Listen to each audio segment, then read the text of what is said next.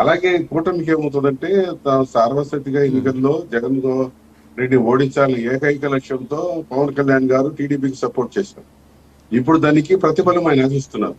మేము కూడా ఒక పార్టీగా సహసిద్ధంగా వాళ్ళు కూడా డెవలప్ కావాలంటే వాళ్ళు కూడా ఎక్కువ సీట్లు డిమాండ్ చేయడం, బార్గెనింగ్ పవర్ తో, అంటే రాబోయే ఎన్నికల్లో మళ్ళీ కూటమిలో మేము ఉండాలంటే మాకు ఇప్పుడు ఎక్కువ సీట్లు ఇవ్వాలని బార్గెనింగ్ పవర్ తో ఒక వ్యూహం ప్రకారము పవన్ కళ్యాణ్ వెళ్ళిట్టు కనిపిస్తుంది. ఇది కూడా ఇది వాళ్ళ పార్టీని వాళ్ళ బలమైన పార్టీగా లేకపోతే ఇంకా నాయకులు కొత్త మందిని చేసుకునే విధంగా వాళ్ళది కూడా వాళ్ళ కరెక్ట్ స్ట్రాటజీ ఉంది. కానీ ఇక్కడ సమస్య ఏముంటుందంటే చంద్రబాబు నాయుడు గారు అను పరిగణలో తీసుకుంటే ఆయన హెడ్ మాస్టర్ పొజిషన్ లో ఉన్నారు. మిగతా వాళ్ళ టీచర్స్ లేకపోతే సబ్ టీచర్స్ ఆ విధంగానే ఉన్నది ఆ పార్టీలో.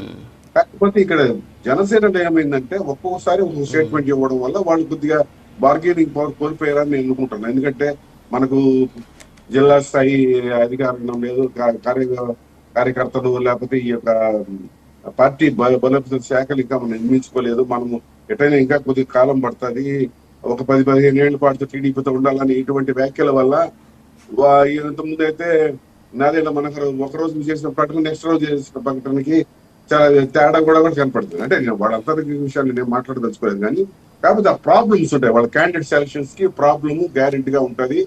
అది తప్పనిసరిగా మాకు వైసీపీకి లాభం చేకూర్చే విధంగానే ఉంటది. ఎందుకంటే వాళ్ళు అంత రాజకీయ పార్టీ ఎదగాలనుకుంటారు, రాజకీయ పార్టీలు ఉండే నాయకులు కూడా ఎదగాలనుకుంటారు.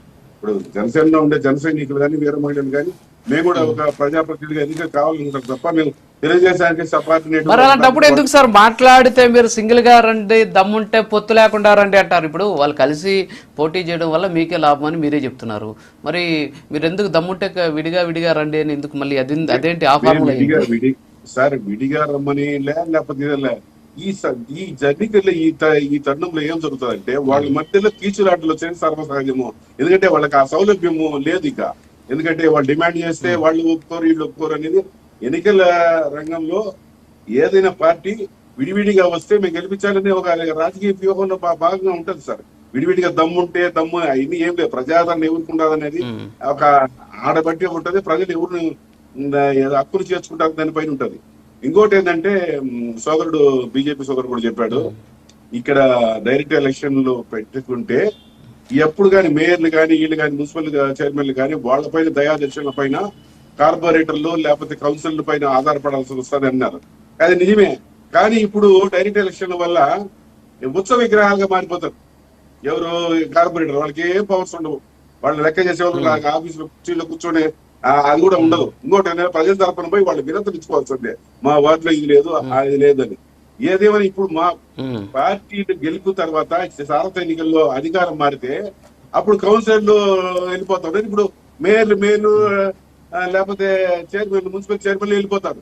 తర్వాత వాళ్ళమ్మడి వీళ్ళు వెళ్తారు. అంటే పార్టీ నియమబద్ధతలు లేకపోతే ఒక పార్టీకి సేవ చేయాలనేది ఆ నైతికత ఎక్కడ చాలా వెతుకు లోపించింది కాబట్టి రాజకీయ రంగంలో. కాబట్టి వెళ్ళిపోయేది అనేది ఎప్పటికైనా పార్టీలో జంప్ చేయాలనేది సర్వసహజంగా. ఇప్పుడు కార్పొరేటర్లు బార్గెనింగ్ పడితే అప్పుడు మేము వచ్చేస్తామని వాళ్ళు వెళ్తారు, మేయర్లు వెళ్ళిపోతారు. టీడీపీ తరఫున ఎన్నికైనా వైసీపీలోకి రావాలని ప్రయత్నం చేస్తారు. ఇప్పుడు మా వైసీపీలో చాలా మంది కూడా వెళ్ళారు కదా.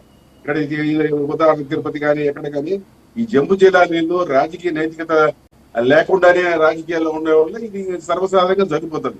ఏదేమైనా ఎన్నికల వ్యవస్థ పెట్టిన దాని వల్ల దాంట్లో ఎక్కడ మనం గ్రాప్ చేయాలా, ఎక్కడ మనము విజయ పదం నడిపించాలనేది ఒక వ్యూహం మాకు సులభం ఉంటుంది. వాళ్ళకి ఏంటంటే ఒకరినొకరు సంపాదించుకోవాలా, లేకపోతే ఒకరొకరు వెనుకొట్టు పొడుచుకుంటారు.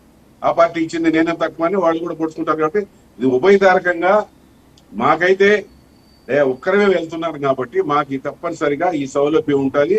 వాళ్ళల్లో అంత ఐకమత్యంగా ఉంటే వాళ్ళకి మేలు జరగవచ్చు. అంత ఐకమత్యంగా స్థానిక ఎన్నికల్లో చాలా పౌరుషాలతోనూ లేకపోతే బంధుత్వాలతోనూ స్థానికత అనే దాని ఎక్కువ పాత్ర పోషించాలి. కాబట్టి అక్కడ ఎవరు తగ్గరు, అందరూ సర్పంచ్లు కావాలి, అందరూ ఎంపీటీసీలు కావాలా, జడ్పీటీసీలు కావాలి అనే విధంగా ఉంటది. కాబట్టి రాబోయే ఎన్నికల్లో వేచి చూద్దాం. ఏది ఏమైనా కానీ ప్రజాస్వామ్యంలో స్థానిక సంస్థలు ఎన్నికలు జరపాలనుకోవడం కూడా ఒక శుభపరిణామమే.